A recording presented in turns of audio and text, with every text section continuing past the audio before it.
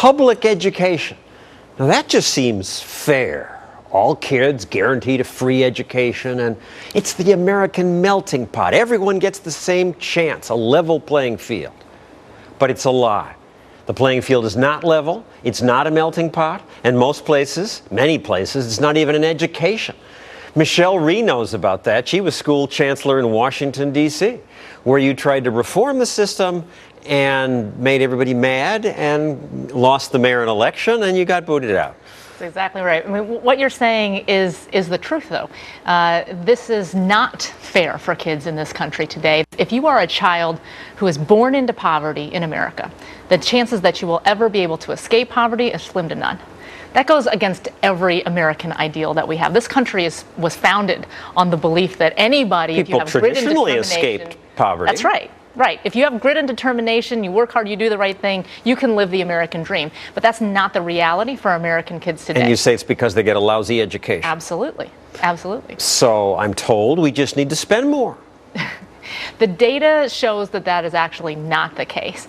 If you take Washington, D.C. as an example, where I was the superintendent, we were spending more money than almost any other urban jurisdiction in the nation. Almost $20,000 per student. That's right. You have places like Newark that spend $22,000 per student, and yet the results are absolutely abysmal. So it's not about the fact that there's a direct correlation between more money and better results. In fact, over the last 2 to 3 decades in this country, we've more than doubled the expenditure. We have a graph of that. Yeah, almost tripled. Almost tripled it, and the results at best have remained stagnant and in many cases have gotten worse. So where does the money go? Well, just as an example, when I was the superintendent in D.C., I inherited a central office that had more than 1,000 employees. By the time I left office, we had less than 500, and everyone said that it was operating much more efficiently than they'd ever seen it before. So a lot of it goes to a bloated bureaucracy. And thinking about this money again, I mean, the extreme is Washington or Newark, about $20,000 per student. That's $500,000 per classroom almost. I think about the great teachers you could hire for $500,000 per classroom. But if you look at what the private schools do, we think of these private schools in these cities where they charge a lot, but the average private school in America charges less than what the public schools spend per student. $12,000 versus about $8,000. And not all, but on average, do a better job. The Catholic schools spend even less and do a better job. Yeah. I mean, the bottom line is that if you look at private schools and sometimes public charter schools, they don't have to spend the money on the central office bureaucracy and administration, and that is where a lot of the dollars go. In D.C., we spent about $1 billion on education in the city, but when you looked at what percentage of that went into the classroom, it was only $403 million of that. So you're talking about the majority of the dollars not even going to teachers and kids in the classroom where it's going to have the most impact. The teachers union would say that's not about that. It's about the kids in those private schools. Their parents chose to send them to that school, so they have parents who care more. We're stuck with the parents who don't care, and that's why we're struggling, even though we get more money. You know, I think at the end of the day, there are parents in every community who care about their kids. And we are in an unfortunate situation where if you are a parent in a low-income community and you care about your kids and you don't want to send them to a chronically failing school, you don't have a whole lot of options. And in some jurisdictions, you don't have any options except to continue to send them to a school that you know they're not going to get a good education in.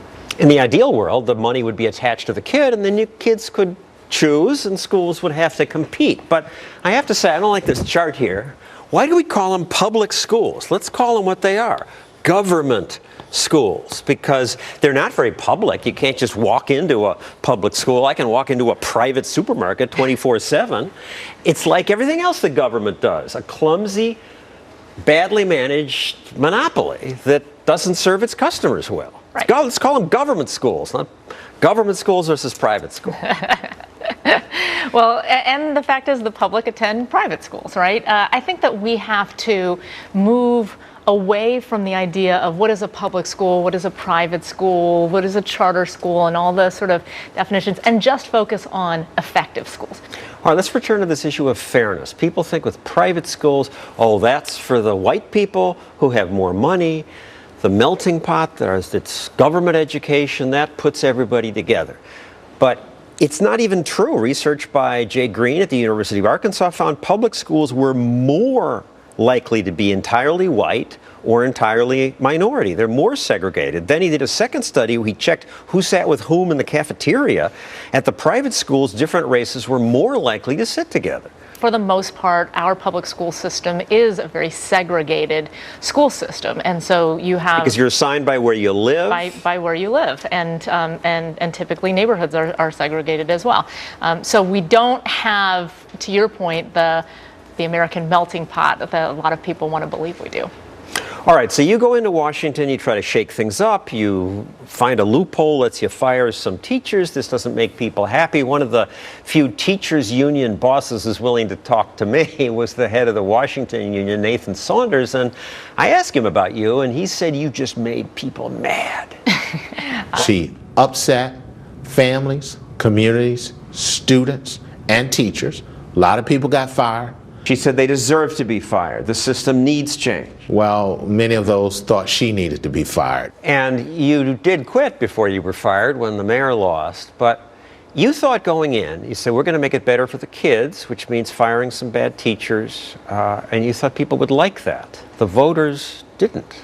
Well, people did like it in many ways. I mean, we reversed a 41-year decline in enrollment in the public school district in Washington, D.C. So for the first time in 4 decades, in my last year, we actually grew the public confidence and trust in what we were doing because people saw the shakeup. They knew that's what was necessary to improve outcomes. Unfortunately, you know, a lot of people didn't like the fact that that we were impacting the security of the contracts and the jobs, et cetera, in the district.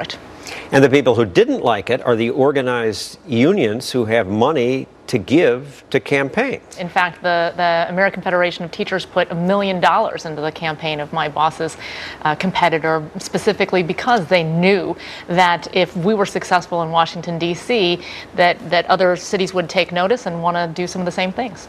And so now you have a charity called Students First, which is raising money to fight back. That's right. If you look in this country over the last 2 to 3 decades, the education agenda has largely been driven by special interest groups. You have teachers unions, you have textbook manufacturers, you have testing companies, and the problem in that equation is there is no organized national interest group that's advocating on behalf of kids. So that's exactly what we aim to do through Students First. Well, now there is. Thank you, Michelle.